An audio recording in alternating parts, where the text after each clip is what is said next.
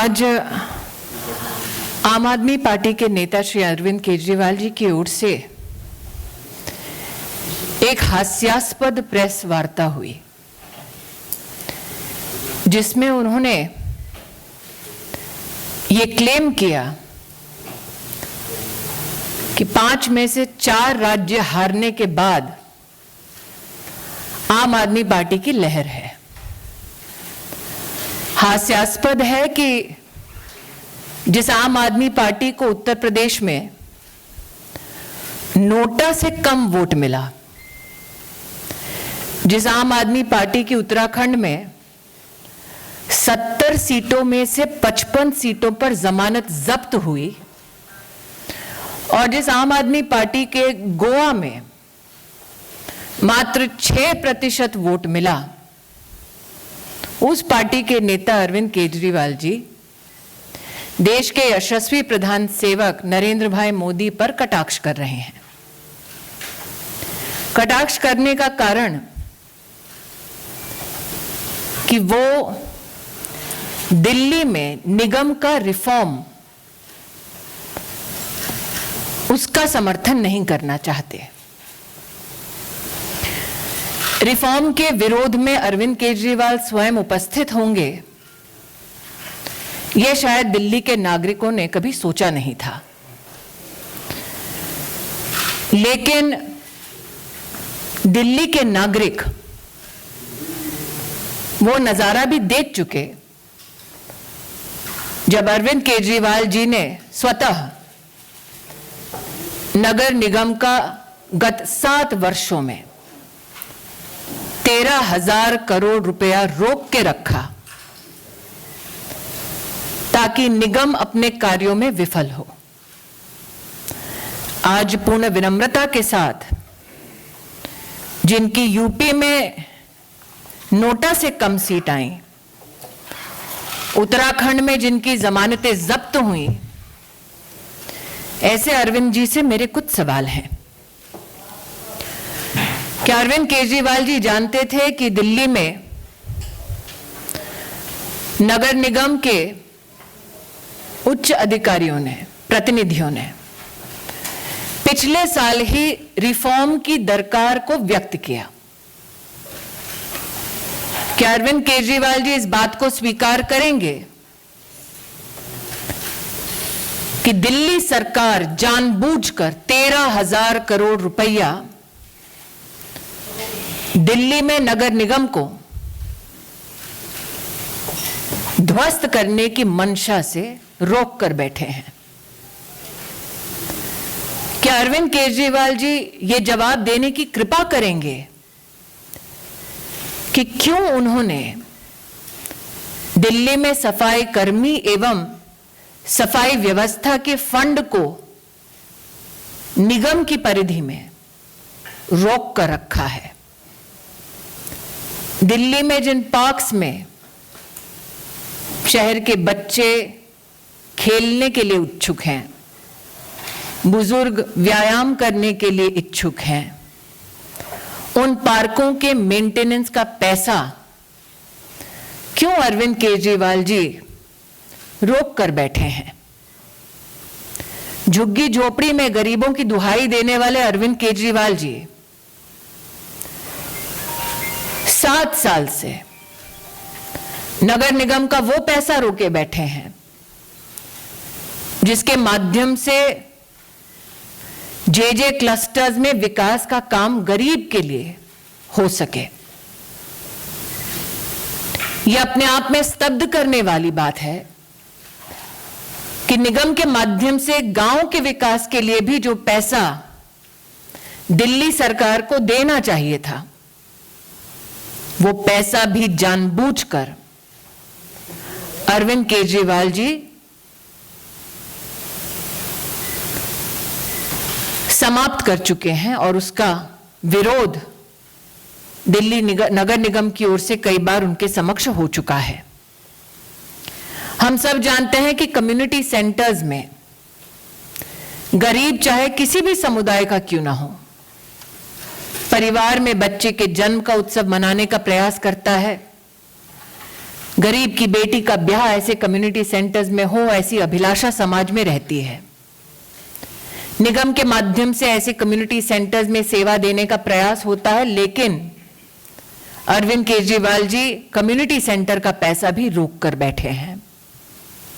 वो सड़क, वो गली जो किसी गरीब के घर तक पहुंचती है, वो सड़क ना बने,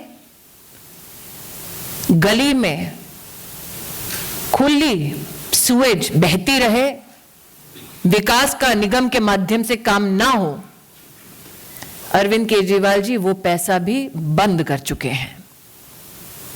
तो आज अपनी एक प्रेस कॉन्फ्रेंस के माध्यम से इलेक्शन कमीशन की निष्पक्षता पर जब उन्होंने प्रहार किया है, लोकतंत्र की जब उन्होंने दुहाई दी है, तो मैं उनसे अपील करना चाहती हूं कि लोकतंत्र की सबसे मजबूत इकाई और ग्रास रूट पर सेवा देने वाली नगर निगम को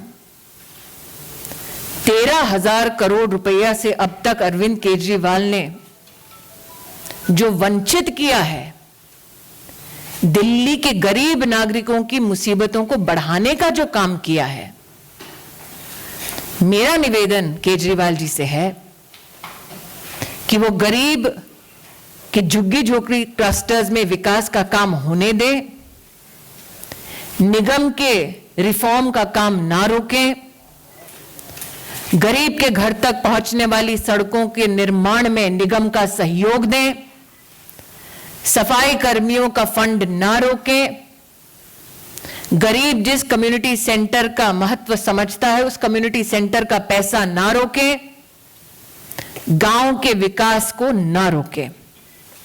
मैं आशान्वित हूं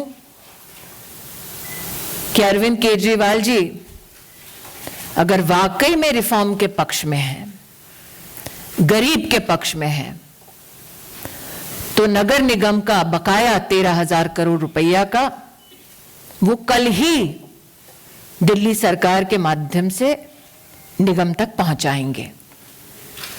लेकिन जो खुशफहमी अरविंद केजरीवाल जी को है कि लहर उनकी है, उनसे कह दूं कि जिनको उत्तर प्रदेश में नोटा से भी कम वोट मिला, जो स्वयं बनारस में लोकसभा के चुनाव में शिकस्त पा चुके हैं, उनके मुख से ऐसे शब्द शोभा नहीं देते। Ladies and gentlemen, today the nation was bemused to see a press interaction by the Delhi Chief Minister Arvind Kejriwal. As Indians, we should take umbrage in the fact that Arvind Kejriwal ji chose to attack the Election Commission and the electoral process that has been hailed across the world as fair and transparent. What bemused Karyakartas of the Bharatiya Janata Party was the fact that Mr. Kejriwal claimed that his party had a decisive impact in the election results that the country yesterday saw. Today, the question that begets Mr. Kejriwal is this. The Aam Aadmi Party received less votes than Nota in the state of Uttar Pradesh. In Uttarakhand, the Aam Aadmi Party lost its deposit on 55 seats out of 70. In Goa, the Aam Aadmi Party was reduced to a vote share of just 6%. So a leader who loses 4 state elections claims that he is the harbinger of change. But what was he the harbinger of in the national capital? In Delhi, for the past 7 years, Mr. Kejriwal himself has stopped the funds for sanitation workers. In Delhi, under Mr. Kejriwal's leadership, money that is meant for development of villages, development activities that are to be taken up by the Nagar Nigam, has been stopped by Mr. Kejriwal. Jhuggi Jhopri clusters in Delhi are in want, in need of support from the Nagar Nigam, but Arvind Kejriwal chooses to starve the Nagar Nigam of funds. Arvind Kejriwal goes to such depths that he even stops fund flow for maintenance of parks in the national capital. Those roads that help connect poor communities,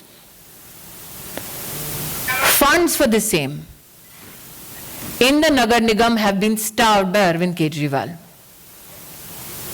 Similarly, community centers where citizens belonging to all castes, creeds and religions congregate for small celebrations like the wedding of a poor daughter, monies for those centers has been stopped by Shri Arvind Kejriwal. Today, the question most humbly that I'd like to pose to Mr. Kejriwal: was he aware that Nagar Nigams of Delhi has sought reforms last year itself? Is Arvind Kejriwal against reforms in local government bodies? And my appeal to him is this: can you please give the 13,000 crore rupees you owe to the Nagar Nigams in the national capital? Mr. Kejriwal waxed eloquent about how he is the savior of democracy. I would like to tell him that by starving the Nagar Nigam of funds, he is killing democracy at its very grassroots. Thank you. इस विषय से जुड़ा कोई सवाल अगर आप लोगों का हो तो आप पूछ सकते हैं।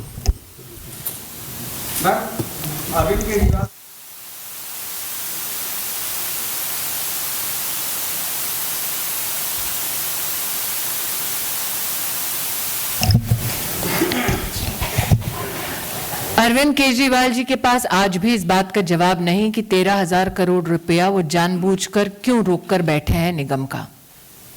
क्या वो अपनी राजनीतिक रोटियां सेकने के लिए, अपने लिए चुनावी माहौल बनाने के लिए, गरीब की सेवा के लिए जो निगम समर्पित है उसका फंड जानबूझकर रोककर बैठे हैं? दूसरा, तीनों मेयर्स अरविंद केजरीवाल जी के घर के सामने 13 दिन दिसंबर में 13,000 करोड़ रिलीज करने की मांग के साथ बैठे थे। केजरीवाल जी तो कहते हैं कि वो बहुत यशस्वी आंदोलनकारी हैं, तो उन्होंने क्यों निगम के माध्यम से गरीब की सेवा के लिए वो 13,000 करोड़ रुपए नहीं दिए? रिफॉर्म की दृष्टि से पिछले साल ही इस रिफॉर्म की मांग मेयर्स ने की थी। प्रश्न उठता है कि आज तक अरविंद केजरीवाल क्यों चुप बैठे इस विषय पर। और जैसा कि मैंने कहा, हास्यास्पद है अगर उनको लगता है कि 55 सीटों पर जमानत जब्त होने का मतलब उनकी लहर है। हास्यास्पद है अगर उनको लगता है कि यूपी में नोटा से कम वोट आना उनकी लहर का संकेत है। मेरा प्रश्न एक बार फिर वही है, निगम के आर्थिक स्वास्थ्य के लिए क्या अरविंद केजरीवाल कल 13,000 करोड़ रुपया जो बकाया है निगम का उसको रिलीज करेंगे? क्योंकि तो अपील उन्होंने की ना कि पार्टियां आती हैं जाती हैं, देश रहना चाहिए। तो देश की राजधानी के साथ इतना बड़ा अन्याय क्यों कर रहे हैं Arvind Kejriwal? Devendra Parashar, India TV. Question एक क्लैरिफिकेशन है, क्या बीजेपी इस बात की पक्ष अभी भी है कि तीनों निगमों का यूनिफिकेशन हो जाना चाहिए केवल? भारतीय जनता पार्टी मेयर्स की ओर से जो अपील की गई भारत सरकार को, उसके तत्वाधान में मेयर्स की वो भी पत्रावली है। निश्चित रूप से आप उनसे चर्चा करके उनका स्टैंड ले सकते हैं। मैं क्योंकि केंद्र में कैबिनेट में सेवा दे रही हूं, इसलिए किसी और इलेक्टेड रिप्रेजेंटेटिव की ओर से मेरे लिए बोलना उचित नहीं होगा, लेकिन उनकी अपील सार्वजनिक हो चुकी है। जहां तक कि संगठन से कोई वक्तव्य की आपकी अपेक्षा है तो आदेश जी साथ ही बैठे हैं, आदेश जी भी आपको जवाब दे सकते हैं। यतेंद्र जी, आपने पूछा था, हो गया। मैडम, अरविंद केजरीवाल ने अपने पीसी में कहा कि राष्ट्र बचा रहना चाहिए, केजरीवाल रहे या न रहे, आगे रहे, लेकिन राष्ट्र बचा रहना चाहिए। लेकिन सिख फॉर जस्टिस या एक संगठन है अलगाववादी, उसने आरोप लगाया है कि अरविंद केजरीवाल की पार्टी पंजाब में खालिस्तानियों के सहयोग से जीती। उन्होंने जो एमसीडी पर प्रेस कॉन्फ्रेंस किया था उसमें ये बातें कही थी, उसी से संबंधित। मैं इतना ही कहूंगी रविंद्र जी, रात को निश्चित रूप से सुधीर जी इस पे कोई स्पेशल करेंगे तो मैं भी उस स्पेशल को देखूंगी। शैलेंद्र जी, मैम, जब से अरविंद केजरीवाल में आया दिल्ली में, हम देख रहे हैं कि निगम फंड का जो मामला है 13,000 करोड़ का, लंबे समय से दिल्ली बीजेपी उस पे आंदोलन भी करती रही है। क्या कोई रास्ता और नहीं है जिससे वो फंड रिलीज कर पाए? रास्ता एक ही है कि वो फंड इस वक्त अरविंद केजरीवाल जी दबोच कर बैठे हैं, आज की वो रिलीज कर दें तो राजधानी की गरीब जनता उनका बहुत बड़ा एहसान मानेगी। आज की प्रेस कॉन्फ्रेंस में जिस तरह से उन्होंने कटाक्ष किया, पता है पंजाब की जीत के बाद वो दरअसल चर्चा में आना चाहते हैं राष्ट्रीय स्तर पर, इसलिए ऐसे बयान दे रहे थे और ऐसे कह रहे थे कि राष्ट्र रहना चाहिए और पीएम मोदी पे कटाक्ष। अरविंद केजरीवाल जी के कथन पर निर्भर नहीं करता कि राष्ट्र रहेगा नहीं रहेगा। अगर एक व्यक्ति एक जीत के बाद और 4 राज्यों में हारने के बाद अपने आप को राष्ट्र से बड़ा समझ ले तो उनकी खुशफहमी तो जनता ही दूर करेगी। लेकिन मैं अभी भी अपने एक ही मुद्दे पर अड़ी हूं कि अगर वाकई में राजधानी में गरीब परिवारों की अरविंद केजरीवाल जी को चिंता है तो सफाई कर्मी के जो फंड हैं उसको रिलीज करें, गांव के विकास का फंड को रिलीज करें, गरीब के घर तक सड़क बने मेंटेन हो उसका फंड रिलीज करें, झुग्गी झोपड़ी क्लस्टर का जो फंड दबाकर बैठे हैं उसको रिलीज करें, और वाकई में लोकतंत्र की हत्या ग्रास रूट पर निगम को दबोचकर ना करें। आप पूछिए। कांग्रेस से जुड़े एक सवाल है, जो रामनीति और रायबरेली में जैसे गढ़ माना जाता है वहाँ पे कांग्रेस हार गया और कांग्रेस क्यों खत्म हो गई? इसका जवाब आपको गांधी परिवार देगा। हाँ। अरविंद केजरीवाल जनता के बीच जा रहे हैं और कह रहे हैं कि 15 साल का निगम का कार्यकाल बीजेपी का और आम आदमी पार्टी का कार्यकाल जनता देख रही है, फर्क महसूस कर रही है। बिल्कुल, जनता देख रही है कैसे 7 साल से 13,000 करोड़ रुपया जानबूझकर अरविंद केजरीवाल जी ने रोक कर रखा है। इसीलिए अगर आप जाना चाहते हैं जनता के मध्य में, अगर आप जनता के मध्य में जाना चाहते हैं तो भारतीय जनता पार्टी के कार्यकर्ता भी जा रहे हैं जनता के मध्य में। और अगर जनता के मध्य में जाकर आज दिल्ली का रोष देखना है और विशेषतः महिलाओं में देखना है तो अरविंद केजरीवाल जी की शराब नीति को ही देख लीजिए। सड़कें और पार्क तो ध्वस्त कर रहे हैं, परिवार भी अब ध्वस्त कर रहे हैं। अमित जी, ममता बनर्जी कह रही है कि जो बीजेपी को मैंडेट मिला है वो लोकप्रिय मैंडेट नहीं है और पूरा अपोजिशन को बीजेपी के खिलाफ मिलकर लड़ने की जरूरत है।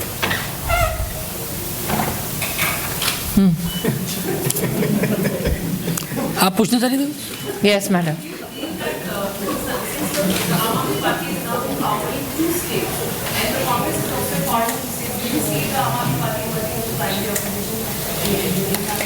I am absolutely delighted at whoever wants to take up the space of the opposition.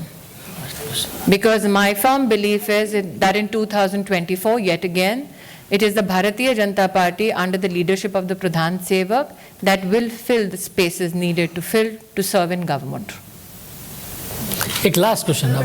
Punjab में जीत के बाद आम आदमी पार्टी के नेता ये भी कह रहे हैं कि वो राष्ट्रीय स्तर पर स्पेस भरेंगे अपोजिशन का एक बड़ा अपोजिशन के तौर पर आम आदमी पार्टी की चुनौती को आप कैसे मैंने जैसे कि उस महिला रिपोर्टर से कहा कि विपक्ष की कोई भी सीट कोई भी भरना चाहे, मुझे उससे कोई आपत्ति नहीं है। जहाँ तक कि आम आदमी पार्टी के नेतृत्व का सवाल है, मैं आपके माध्यम से, और आप एक वरिष्ठ पत्रकार हैं, आपके माध्यम से एक ही अपील करती हूँ, स्पेस भरेंगे नहीं भरेंगे वो मुझे नहीं पता, नगर निगम के बैंक के खाते में 13,000 करोड़ रुपया भर दें। धन्यवाद। बहुत बहुत धन्यवाद।